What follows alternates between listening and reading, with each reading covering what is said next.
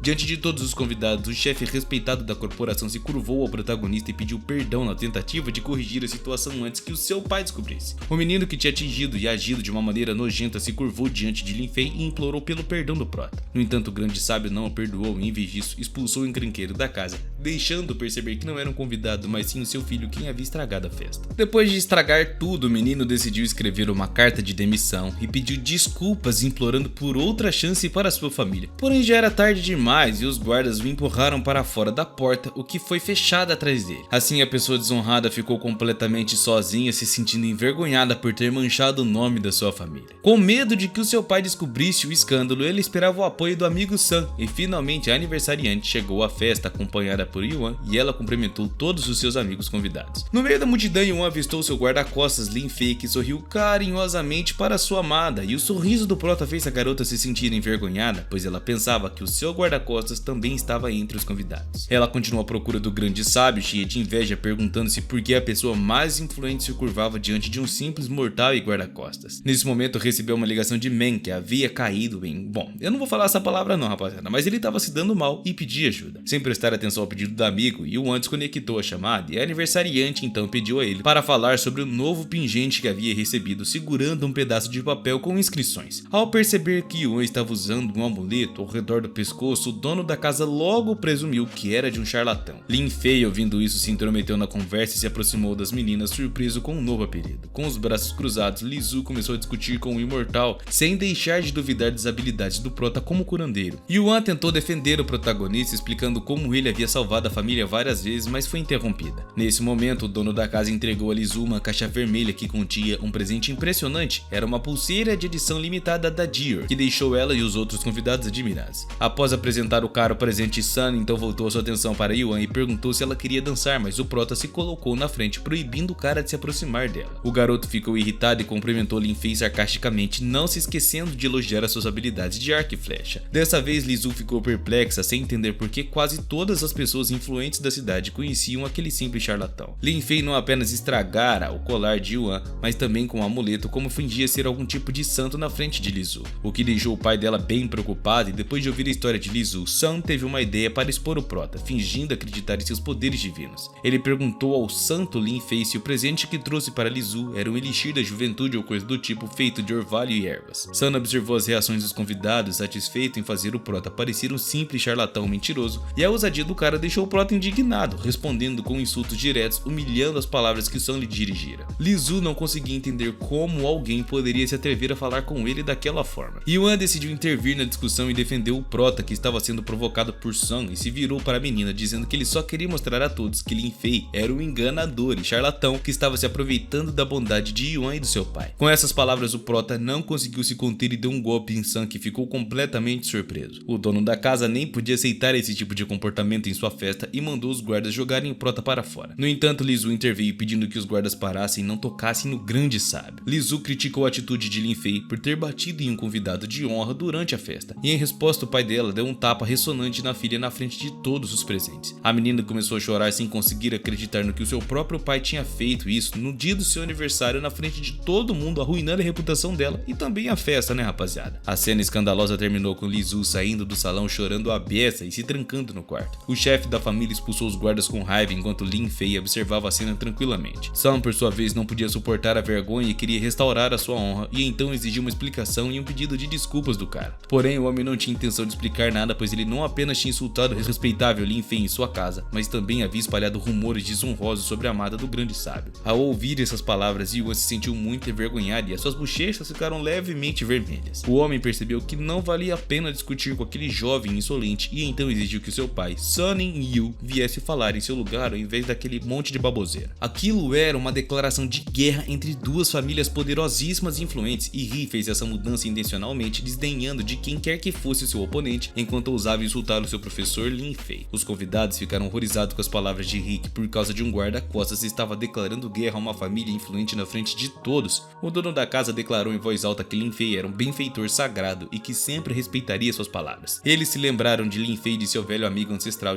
distante Jin, que sempre defendeu a bondade e a coragem na vida. Jin aceitou o desafio e prometeu se vingar por ter sido insultado na frente de todos os convidados também. O menino estava muito nervoso e sem saída acendeu um cigarro, suspirando de irritação enquanto ligava para o seu irmão. Sonal pediu que ele ensinasse uma lição cruel a Lin Fei, fazendo rastejar sobre seus pés de dor e implorar por misericórdia. No escritório, Jilly pediu perdão ao grande sábio por sua filha enquanto olhava com indiferença para as prateleiras cheias de bebidas e livros. Para o protagonista, aquelas coisas não importavam, mas ele entendia perfeitamente que o homem queria dizer outra coisa. O clã Bai estava protegendo os bens do clã. Durante gerações, a família Bai tinha um segredo ancestral sobre como cultivar os seus poderes. No passado, eles não guardavam rancor em relação às outras famílias, mas as coisas mudaram drasticamente. A jovem Miu, por exemplo, já havia sido agredida pela família Bai e Lin Fei entendia a dor que isso causava ao homem. Por isso, ele ofereceu um amuleto protetor reconhecendo as nobres intenções que ele tinha. No entanto, Lin Fei duvidava que a filha aceitasse qualquer presente dele e isso deixaria inseguro quanto à sua total segurança. Assim, Lin Fei saiu do escritório e se dirigiu para outra sala, onde encontrou a sua amada Li, que estava bem chorando, tadinha. Yuan decidiu dar a ela o poderoso pingente protetor, pois temia que ela também estivesse em perigo, e ao sair da sala, Yuan notou Lin Fei, percebendo que ele tinha um pingente. A garota, por sua vez, havia dado a Lin Fei o amuleto, preocupada que ele não aceitasse um presente dela, e a garota fez o que achou certo, esperando que Lin Fei não ficasse bravo por ter perdido o presente, mesmo que o amuleto não tivesse um grande significado para ele. O que realmente surpreendeu o prota, na verdade, foi a consideração e a devoção de Yuan. Depois de deixar a casa da família, Lin Fei e sua amada estavam prestes a voltar para casa quando Sonal, furioso, se aproximou deles, acompanhado por seu antigo professor de artes marciais. Sonal decidiu convencer Yuan a acompanhá-lo mais uma vez e ele estava disposto a usar a força bruta se necessário. O prota, por sua vez, não queria perder tempo com aquele verme insolente, o seu professor, e caminhando calmamente, ele aconselhou Yuan a não se preocupar com o professor e deixou que Lin Fei passasse, mas Sonal parou na frente dele questionando qual escolha ou grupo Lin Fei pertencia. O professor Tan Yun fez comentários que levaram Yuan a acreditar que Sonal poderia estar ligado a um grupo em que o mestre Tao estudou artes marciais. Jinbu, por sua vez, começou a se gabar das suas conquistas e do reconhecimento mundial que ele tinha. No entanto, Lin Fei nunca havia ouvido falar de Tao Yui ou do seu grande mestre, e esses nomes, na realidade, não significavam absolutamente nada para o nosso protagonista. A ferida no orgulho de Tao Inu fez com que ele assumisse uma postura desafiadora e atacasse o grande sábio, enquanto os convidados se reuniram ao redor, filmando a cena com seus celulares. Os presentes poderiam chamar a polícia, o que arruinaria os planos de Sonal, que rapidamente acalmou o seu mentor, pedindo que não iniciasse uma luta na frente de tantos estranhos assim. Assim, Sonal deixou o prota passar sem brigar, mas prometeu que voltaria para uma revanche. O menino, porém, apenas queria se afastar de Yuan e exigiu que ela o seguisse por causa de alguns microchips atrasados. Assim, o clima ficou tenso e era inaceitável para o grande sábio. A família Bai realmente era orgulhosa da sua tecnologia e ninguém poderia duvidar da qualidade dos seus produtos. Os acionistas, gerentes e funcionários da empresa Ri não eram tão leais ao seu empregador quanto Yuan imaginava, e isso deixou irritado. Nunca havia duvidado da lealdade dos seus funcionários, mas naquele momento, o gerente de produtos da corporação se aproximou da garota insistindo que ela aceitasse a proposta de Sonal. Percebendo que as suas palavras estavam tendo algum efeito, Sonal continuou a pressionar Yuan, atraindo não apenas a atenção do departamento de produção, mas também do gerente geral, que estava logo ao seu lado. Quando o jovem diretor executivo entrou na multidão, Sonal imediatamente acenou para ele, exortando-se a juntarem ao escândalo, mas a loira não queria entrar em conflito com Lin Fei novamente. Então se lembrou bem do que aconteceu antes e, depois de inventar uma desculpa bem fraca, rejeitou a oferta de Sonal e saiu apressada em outra direção, completamente horrorizada e pânico, tadinha. Anne fugiu da mansão, se lembrando de que um dia as pessoas poderosas poderiam fazer por Lin Fei. Se a família Ri começasse a produzir chips de melhor qualidade, a família enfrentaria grandes percas, e sob o olhar atento do prota, o mercado de chips certamente sofreria um golpe duro. Lin Fei havia lançado um desafio. A família Jay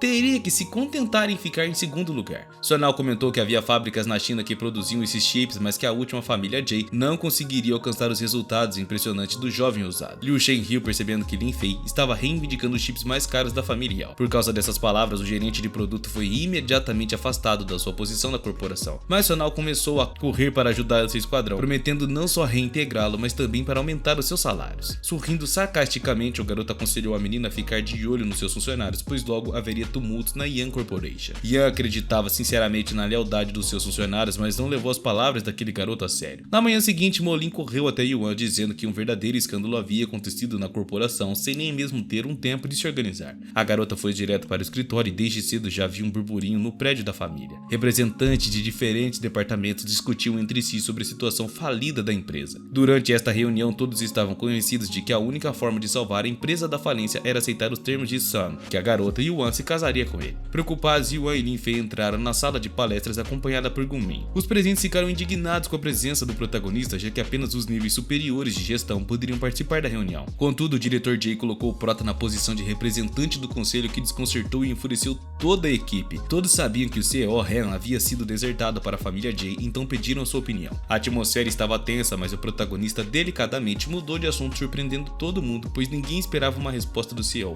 um Nen que até então havia se comportado de forma completamente diferente de Lin Fei. Ele nunca gostou de problemas, então preferia resolvê-los rapidamente. Concordou em lidar com tudo em vez de se submeter à família Ri. A empresa ficou dividida em dois grupos, alguns que queriam se submeter à família Yao, chamando Yuan de canalha, enquanto outros estavam dispostos a continuar colaborando com a família Ri. O protagonista questionou quem não queria se submeter à família e permanecer leal à família Jiang. Aqueles que estavam na sala saíram com um olhar apavorado, enquanto o gerente geral ficou pálido e tremendo. Ele pulou da cadeira temendo por sua vida e jurou que faria qualquer coisa pelo futuro da corporação, prometendo nunca se submeter à família. Nesse dia, ele não estava se comportando dessa maneira antes e todos o conheciam como um conspirador traidor disposto a fazer qualquer coisa para se beneficiar, e temendo por sua posição na sociedade, apelou a todos os acionistas e amigos de seu pai para saírem da sala com ele. Seu pedido foi ouvido e alguns dos participantes da reunião concordaram em confiar em Lin Fei. Depois que metade dos funcionários deixaram o salão, os restantes foram tratados de uma forma rude, recebendo apenas os seus últimos salários. Não conseguiam acreditar que Lin Fei havia demitido a maioria dos conselheiros, deixando a empresa em uma situação complicada. Mesmo que a família Ri tivesse demitido a maior parte do conselho, não conseguiria pagar os 200 milhões em compromissos. No momento, esse valor não parecia grande para a empresa, mas essa decisão certamente afetaria suas finanças no futuro. O prota tinha um cartão bancário que exibia mais de 3 bilhões na mesa do diretor financeiro e, sem mais nada a dizer, ele quitou todas as despesas e estava disposto a correr todos esses riscos com toda a pompa. Quando a família ficou sozinha no corredor, o chefe da família soltou risadas, celebrando a sua vitória ao colocar a mão no ombro da filha. Ele disse a Yuan que já tinham concordado em vender batatas fritas caras a um preço padrão e, após essas palavras, todos os problemas pareciam se dissipar. Ela ficou muito feliz com a boa notícia e seu pai reconheceu que nada disso seria possível sem a ajuda de Lin Fei, que não apenas emprestou a eles 200 milhões, mas também negociou pessoalmente com a família Yao. Durante as negociações, o preço acabou subindo e a família deveria devolver os 200 milhões, mas não para o prota, e sim para a família Yao. Normalmente, uma demissão leva cerca de um mês, o que daria tempo suficiente para os ex-funcionários descobrirem sobre a cooperação entre as famílias Yao e Ri. Após terminar, Lin Fei se levantou e, decidida a procurar o seu carro, prometendo que as notícias sobre a cooperação seriam divulgadas em breve. A família Jin observou Lin Fei partir na expectativa de que um dia ele se tornasse o seu jeito. Na rua, um segurança viu o protagonista e se ofereceu para trazer o grande sábio, surpreso ao ver um grande carro caro também. O consultor de venda saiu do carro pedindo desculpas pelo atraso, entregando as chaves ao protagonista, e ao perceber que o carro luxuoso pertencia ao prota, o guarda-costas ficou sem palavras. Lin Fei pediu que o homem repetisse as palavras e, sentado no sofá agora, Sam estava bebendo vinho e celebrando o sucesso da sua família quando a matriarca, preocupada com as últimas notícias, irrompeu na sala gritando que agora definitivamente não era hora de relaxar não. Ela jogou um jornal em Yao dizendo que a família havia comprado as coisas de Yao a um preço padrão, e Sam ficou confuso, perguntando como é que isso poderia ter acontecido e o que é que deveriam fazer agora. Ao perceber que seus planos haviam sido arruinados, o homem rasgou o jornal irritado, e sabendo que a sua família estava em sérios apuros, ele exausto deixou cair o seu cajado e se sentou no sofá vermelho, dizendo que era tarde demais para corrigir a situação. Sonal, ainda irritado, cerrou os punhos e se questionou por que a família Yao estava cooperando com a família Ri, já que nunca estiveram próximos antes. Ao andar, Sonal viu uma notificação no seu telefone e pensou talvez Lin Fei tivesse ajudado a família Ri. Ele ligou convocando todos os ex-membros da diretoria que haviam sido demitidos, e a empresa agora estava em uma situação crítica. Sob a liderança do filho, a demissão dos membros do conselho de administração da outra empresa não era uma preocupação. Ele gritou com Liu Xin, recusando-se a ajudá-lo. O jovem CEO saía da casa, questionando se havia feito a coisa certa durante a reunião do conselho ou não. Ouvindo o barulho lá fora, a loira percebeu que o seu pai havia voltado para casa, provavelmente para punir o filho por suas decisões. Diante do seu pai, o jovem CEO implorou perdão e admitiu a sua culpa, e apesar da aparência severa, o pai abraçou ele inesperadamente, revelando que estava bem orgulhoso do seu filho. O filho ficou surpreso ao perceber que o seu pai não estava zangado, mas sim feliz, e muito. O pai explicou que a família Ri assinou um contrato lucrativo e agora estava muito melhor, dando-lhes até uma oportunidade de superar a família concorrente. Lin Fei, sentado no sofá, anunciou que agora era hora de duelar com Bao. O grande sábio avisou a Mo Lin para não matar ninguém, já que ele gostava de um pouco de competição. Enquanto isso, em um teleférico levava passageiros ao Monte King, onde apreciava as vistas deslumbrantes. Quando o prota percebeu que ele estava em silêncio, perguntou se ele se lembrava do seu inimigo Zhenjin Daolin, que prometeu não abandonar a terra até destruir todos que ele considerava uma ameaça. Lin Fei acrescentou que enquanto as altas montanhas Qingyan permanecessem em pé, eles não veriam Zhen Daolin. Mo, seu companheiro, perguntou se ele estava participando da competição ou indo sozinho, e observando que em ambos os casos era necessário pagar a entrada.